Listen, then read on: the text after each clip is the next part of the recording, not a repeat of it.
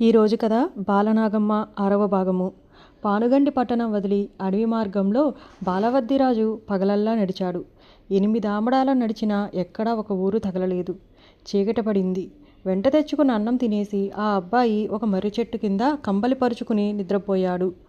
బాలవద్దిరాజు తెల్లవారి నిద్రలేచేసరికి 12 శిరస్సులు గల నాగరాజు తల దగ్గర పడగల విప్పి కనిపించాడు. సర్పరాజు తనకు అపకారం చేయటానికి వచ్చాడనుకుని బాలవద్దిరాజు చంద్రాయుధం దూశాడు. కానీ ఎత్తిన చెయ్యి ఎత్తినట్టే ఉంది. బాలుడితో నాగరాజు ఇలా చెప్పాడు. బాలవద్దిరాజా, మీ తల్లి బాలనాగమ్మ మా నాగేంద్రుడి వరాన పుట్టింది కనుక నువ్వు నా మనవడివి. నువ్వు మీ తల్లిని తీసుకువస్తావు. నీ చేతిలో మాయల ఫకీరుకు చావు తప్పదు. కానీ నీకొక చిన్న గండం ఉంది. నాగల్లపూడి గట్టున ఫకీరు ఒక శక్తిని కాపలా పెట్టాడు. అది మాయావేషం వేసుకుని మాయలు చేస్తూ నీ దగ్గరికి వస్తుంది. దాని మాయలో పడకు, జాగ్రత్త. ఈ మాటలు విని బాలవద్దిరాజు నాగరాజుకు సాష్టాంగపడి ఆశీర్వాదం తీసుకున్నాడు. ఆ పగలల్లా నడిచి అతను పులిరాజు పట్నం చేరుకుని పొద్దుగూకే వేళకు పూటకూల పెద్దమ్మ ఇంటికి వెళ్ళాడు.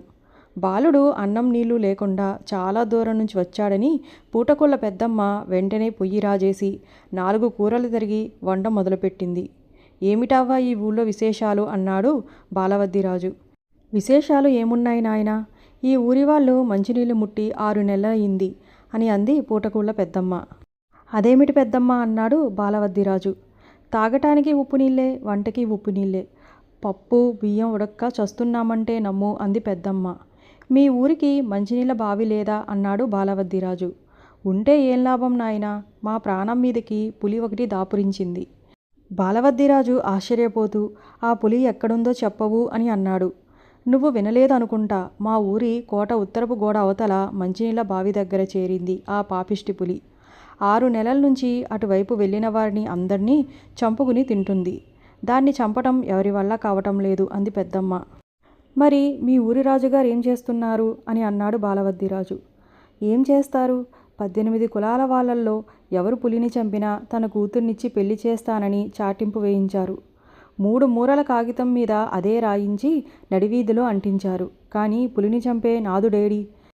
బాలవద్దిరాజు అంతా విని భోంచేసి పడుకున్నాడు. తెల్లవారే లేచి స్నానం చేసి చద్దన్నం తిని రత్నకంబలి పైన వేసుకుని బయలుదేరాడు. ఉత్తరపు దర్వాజా దగ్గరికి వెళ్ళాడు. దర్వాజా తాళం వేసి ఉంది కానీ అక్కడ కాపలా వాళ్ళున్నారు.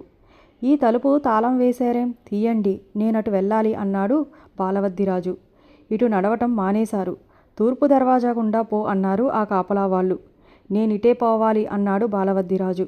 అబ్బాయి, ఉన్నమాట చెప్పకపోతే మాకు పాపం చుట్టుకుంటుంది. ఇక్కడికి దగ్గరగా మంచినీళ్ళ బావి దగ్గర పెద్ద పులి ఉంది. అందిన వాణ్ణల్లా చంపుకుని తింటుంది అన్నారు ఆ కాపలా వాళ్ళు. ఏది, ఆ పులిని ఒకసారి చూద్దాం, తలుపులు తెరవండి అన్నాడు బాలవద్దిరాజు. కాపలా వాళ్ళు ఎంత చెప్పినా బాలవద్దిరాజు వినలేదు. ఇంక చేసేది లేక వాళ్ళు తలుపు తెరిచి బాలవద్దిరాజును బయటకు పోనిచ్చి మళ్ళీ తలుపులకు తాళాలు పెట్టారు. బాలవద్దిరాజు పులిని వెతుక్కుంటూ మంచినీళ్ళ బావి దగ్గరికి వెళ్ళాడు. పులి ఆహారం వెతుక్కుంటూ వస్తూ బాలవద్దిరాజును చూసి గాండ్రిస్తూ మీదకు దూకింది. బాలవద్దిరాజు చంద్రాయుధం తీసి దాన్ని కుత్తుకులో పొడిచాడు. పులి వెలకిలా పడి తన్నుకు చచ్చింది. బాలవద్దిరాజు దాని కాళ్ల గోళ్ళు, తోక చివరి భాగము కోసుకుని తూర్పు దర్వాజా గుండా పట్నంలోకి ప్రవేశించి పూటకూళ్ళ పెద్దమ్మ ఇంటికి తిరిగొచ్చాడు. ఎక్కడికి పోయావు నాయనా అని అడిగింది పెద్దమ్మ.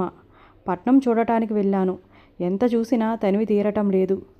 1-2 రోజులుండి ఊరంతా చూసిపోతాను అన్నాడు. ఇది ఇలా ఉండగా ఆ పట్నంలో తిప్పడనే ఒకడు ఉన్నాడు. వాడు వట్టి పనికిమాలిన వెధవ. ఎప్పుడూ తప్పతాగి ఒళ్ళు తెలియకుండా ఉండేవాడు. ఈరోజు వాడు యథాప్రకారం తప్పతాగి మళ్ళీ ఊళ్ళోకి వస్తూ ఎటుపోతున్నది తెలియక మంచినీళ్ళ బావి దగ్గరికి వెళ్ళాడు. అక్కడ దారికడ్డంగా పులి కనిపించింది. ఆ నిషాలో వాడికి భయం కూడా వేయలేదు. చేతిలో ఉన్న దుడ్డుకర్ర ఎత్తి దబదబ 4 బాదాడు. పులి కదల్లేదు, మెదల్లేదు. తొంగి చూశాడు. అది చచ్చినట్లు కనిపించింది. కాలితో తన్ని చూశాడు. అది నిజంగానే చచ్చుంది. తిప్పడు వెంటనే రాజుకూతుర్ని పెళ్ళాడతా, రాజునైపోతా, అంతా నా కాళ్ళు మొక్కుతారు అనుకుని రాజుగారి ఆస్థానానికి పరిగెత్తాడు. దారిలో అందరూ వాణ్ణి చూసి ఆశ్చర్యపోయారు. ఎవరైనా వాణ్ణి అడ్డం తగిలి పలకరిస్తే వాళ్ళని ఒక తోపు తోసి పరిగెత్తుతూ దివాణం చేరాడు. రాజుగారి దగ్గర సాష్టాంగపడి, మహాప్రభు, నేను మంచినీళ్ళ బావి దగ్గర ఉన్న పులిని చంపేశాను. కావాలంటే శవాన్ని పరీక్ష చేసి నాకు మీ కూతుర్ని ఇచ్చి వివాహం చెయ్యండి అన్నాడు. రాజుగారు, రాజు బంధువులు కూడా ఈ వార్త విని నిర్ఘాంతపోయారు. వాళ్లే చంపలేకపోయిన పులిని ఈ తాగుబోతు చంపుతాడని ఎవరనుకుంటారు? రాజుగారి కూతుర్ని తిప్పడికిచ్చి చేయటం ఎట్లా? ఆడిన మాట తప్పటం ఎట్లా? రాజుగారి మనుషులు వెళ్ళి చచ్చిపోయిన పెద్ద పులిని పరీక్షించారు. పులి చచ్చిన మాట నిజమేనని తేలింది. తిప్పడు పులిని చంపాడు కనుక మంచి ముహూర్తం చూసి వాడికి రాజుగారి కూతురు సుభద్రాదేవిని ఇచ్చి పెళ్లి చేస్తామని రాజుగారు చాటింపు వేయించారు. రాజుగారింట్లో ఎవరి ముఖంలోనూ ఆనందం లేదు. సంబరమంతా తిప్పడిదే. వాడు తన పెళ్ళాన్ని చావచితక్కొట్టి తన బంధువులందరినీ పిలిచి అందరికీ కళ్ళు పోయించి అప్పుడే ఒక దర్బారు చేసి తెల్లవార్లు ఉత్సవం చేసుకున్నాడు. ఇటు పూటకోళ్ళ పెద్దమ్మ ఇంట్లో బాలవద్దిరాజు భోజనం చేసి అలసిపోయి నిద్రపోయాడు. పూటకోళ్ళ పెద్దమ్మకు ఏదో అనుమానం వచ్చింది. ఈ అబ్బాయి ఏదో చేసి వచ్చాడని ఆమెకు సందేహం కలిగింది. ఇంతలో తిప్పడు పులిని చంపాడని చాటింపు వినపడింది. బాలవద్దిరాజు నిద్రపోతూ ఉండగా పూటకోళ్ళ పెద్దమ్మ అతని చంద్రాయుధం తీసి పరీక్షగా చూసింది.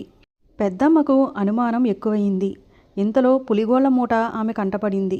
విప్పు చూస్తే అందులో పులిగోళ్ళు, పులితోక కనిపించాయి. అర్ధరాత్రి వేళ పూటకోళ్ళమ్మ ఈ సాక్ష్యం పట్టుకుని రాజుగారి దివాణానికి వెళ్ళింది. తెల్లవారేసరికల్లా తిప్పడి ఇంటికి రాజభటులు వచ్చి వాడి పెడరెక్కలు విరిచి జైలుకు తీసుకుపోయారు. అదే సమయంలో పూటకోళ్ళ పెద్దమ్మ ఇంటికి రాజుగారు పల్లకి ఎక్కివచ్చి బాలవద్దిరాజుని ఎక్కించుకుని తన నగరానికి తీసుకుపోయి సకల మర్యాదలు జరిపాడు. పులిరాజు తనకు సుభద్రనిచ్చి పెళ్లి చేయటానికి ప్రయత్నాలు చేస్తున్నాడని తెలియగానే బాలవద్దిరాజు, నేను మా తల్లిని చెరవిడిపించబోతున్నాను. అందుచేత ఇప్పుడు పెళ్లి చేసుకోవటం భావ్యం కాదు. మా అమ్మతో సహా తిరిగి వచ్చేటప్పుడు ఇక్కడ ఆగి పెళ్లి చేసుకుని మా ఊరు తీసుకుపోతాను అన్నాడు. బాలవద్దిరాజు చెప్పిన దానికి పులిరాజు సరే అని అతనికి ఒక భటుని తోడిచ్చి పంపాడు. పులిరాజు పట్నానికి గంగవాది పట్నానికి 12 ఆమడల దూరం. 2 జాములు పొద్దెక్కే వరకు ఇద్దరూ నడిచారు. బాలవద్దిరాజుకి దాహమైంది. తోడుగా వచ్చిన భటుడు దారి చూపిస్తారమ్మని పక్కదారి పట్టించి ఒక పాడుబడిన నూతి దగ్గరికి తీసుకుపోయాడు. ఆ బావిలో నీరు లోతుగా ఉంది. బావి లోపల వైపు రేగుపొదలున్నాయి. నీరు తోడుకునేందుకు చేదలేదు. అందుచేత నడుముకి తాడు చుట్టుకుని ముందుగా భటుడు బావిలోకి దిగి నీరు తాగి పైకి వచ్చాడు. పైకి వచ్చిన భటుడు, అబ్బాయి, బావి చాలా లోతుగా ఉంది. నిలువున రేగు కంపలున్నాయి. నీ నగలు, కత్తి తీసిపెట్టు, లేకపోతే నిష్కారణంగా ఆ కంపలకు చిక్కుకుని నీటిలో పడిపోతాయి అని చెప్పాడు. బాలవద్దిరాజు భటుడి మాటలు నమ్మి తన నగలు, కత్తి తీసి ఒడ్డున పెట్టి నడుముకు తాడు చుట్టుకుని బావిలోకి దిగాడు. బాలవద్దిరాజు బావిలోకి దిగిందే అదునుగా భటుడు కత్తితో తాడు కోసి అతని నగలు, కత్తి అపహరించి గంగవాది పట్నం వెళ్ళి ఆ నగలతో అతను విలాసంగా గడపసాగాడు. కొంతకాలానికి అతని దగ్గర డబ్బైపోయింది. ఎవరూ దగ్గరికి చేరనివ్వలేదు. పొట్టపోసుకోటానికి గోపాలస్వామివారి గుడిపక్క రథం దగ్గర చేరి యాచన మొదలుపెట్టాడు. ఇక్కడ భటుడు తాడు కోసేయగా నీటిలో పడిపోయిన బాలవద్దిరాజు నిద్రాహారాలు లేకుండా ఆ బావిలో చాలా కాలం ఉన్నాడు. ఎన్ని కేకలు పెట్టినా ఆ కీకారణ్యంలో ఆలకించేవారు ఎవరూ లేరు. ఇంతలో ఒకనాడు గంగవాది పట్నం రాజు అడవికి వేటకు పోయి వేటకుక్కలకు నీరు పెట్టడానికని ఈ పాడుపడ్డ బావి దగ్గరికి పరివారంతో సహా వచ్చాడు. రాజుగారి నౌకర్లు చెంబుకు తాడు కట్టి నూతిలో వెయ్యగానే బాలవద్దిరాజు ఆ తాడు పట్టుకున్నాడు. చెంబు పైకి లాగేటప్పుడు చాలా బరువుగా ఉండటం చూసి నౌకర్లు చాలా ఆశ్చర్యపోయారు. వాళ్ళ పుణ్యాన బాలవద్దిరాజు ప్రాణాలతో బయటపడ్డాడు. అతన్ని గంగవాదిరాజు తన ఊరికి తీసుకుపోయి అతని సమాచారమంతా అడిగాడు. బాలవద్దిరాజు అన్ని విషయాలు చెప్పి తాను పులిరాజు పట్నం నుంచి వస్తూ సుడిగాలికి బావిలో పడ్డానని చెప్పాడు. గంగవాదిరాజు బాలవద్దిరాజుకి తన కుమార్తెని ఇచ్చి వివాహం చేస్తానన్నాడు. దానికి బాలవద్దిరాజు తన తల్లిని మాయల ఫకీరు చెర విడిపించినదే పెళ్లాడనని, తల్లితో తిరిగి వచ్చేటప్పుడు పెళ్లాడతానని చెప్పాడు. రాజుగారు సరే అన్నారు. ఒకనాడు రాజుగారు బాలవద్దిరాజుకు గోపాలస్వామి వారి గుడి చూపించటానికి తీసుకువెళ్ళాడు. అక్కడ రథం దగ్గర కూర్చుని ఉన్న భటుణ్ణి చూసి బాలవద్దిరాజు నమస్కారమండి అన్నాడు. భటుడు మొహాన కత్తి వేస్తే నెత్తురు చుక్కలేదు. బాలవద్దిరాజు రాజుతో చెప్పి ఆ భటుడికి చాలా సహాయం చేయించాడు. మర్నాడు బాలవద్దిరాజు రాజుగారిచ్చిన కానుకలు పుచ్చుకుని మళ్ళీ బయలుదేరాడు. అలా రోజల్లా నడిచాడు. చిలుకవాది పట్టణం 2 కోసులుందనగా చీకటి పడిపోయింది. ఆ చీకట్లో కాలు సాగక బాలవద్దిరాజు అక్కడే ఉన్న ఒక పాత దేవాలయంలో పడుకున్నాడు. కానీ ఆకలి దహించుకుపోతూ ఉండటం చేత అతనికి నిద్ర పట్టలేదు. ఒక రాత్రి వేళ ఒక నక్కా పులి ఆ గుడి దగ్గర చేరి కబుర్లు చెప్పుకోసాగాయి. బాలవద్దిరాజు వాటి సంభాషణ వింటూ ఉన్నాడు.